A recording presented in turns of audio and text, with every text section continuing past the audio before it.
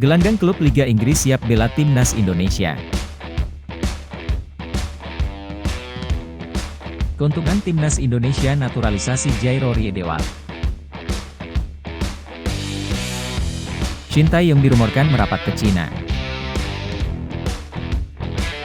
Resiko timnas Indonesia jika ganti Shin Tae-yong. Mohon subscribe channel Timnasku Indonesia agar tidak ketinggalan informasi Timnas Indonesia. Gelandang klub Liga Inggris siap bela Timnas Indonesia.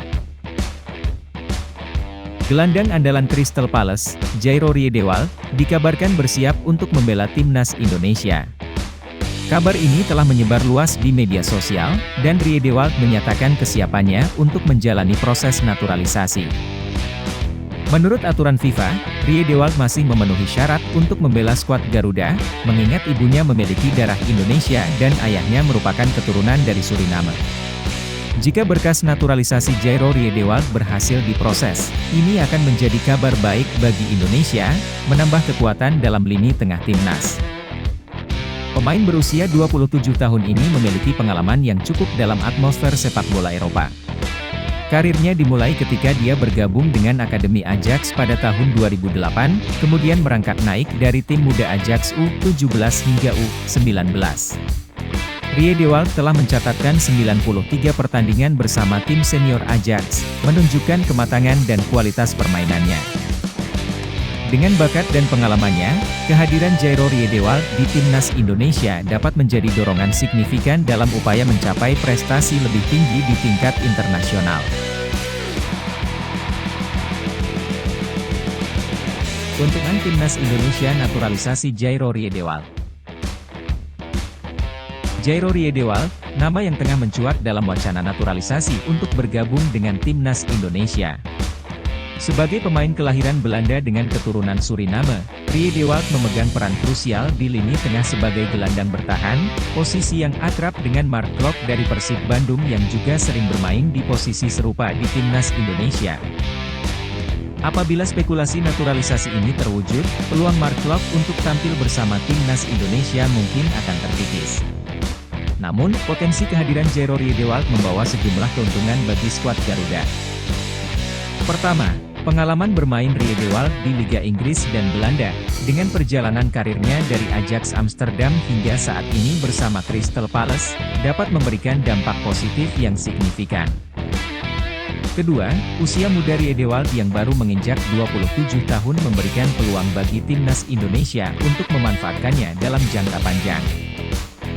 Ketiga, catatan statistik Riedewald yang mencatatkan kemampuan multifungsi di 4 posisi berbeda, termasuk gelandang bertahan, bek tengah, bek kiri, dan gelandang tengah, akan memberikan fleksibilitas taktis yang berharga. Terakhir, prestasi cemerlang Riedewald, dengan 3 gelar di 3 kelompok usia berbeda bersama Ajax Amsterdam, termasuk gelar juara Liga Belanda musim 2013-2014, menambah daya tariknya sebagai pilihan bagi Timnas Indonesia.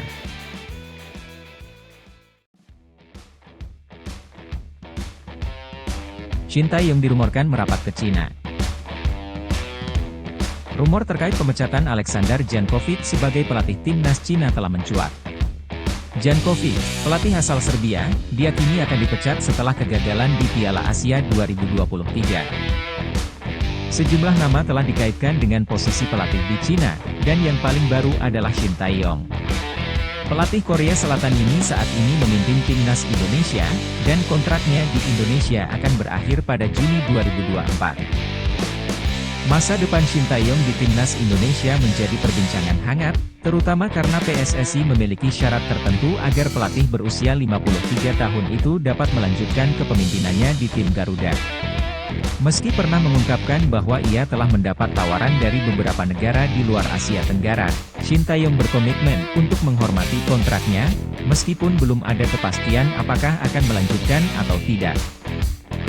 Selain Shin Tae-yong, beberapa nama lain seperti Luis Felipe Scolari, Carlos Queiroz, dan Choi Kang-hee juga dikabarkan terkait dengan posisi pelatih di Timnas Cina.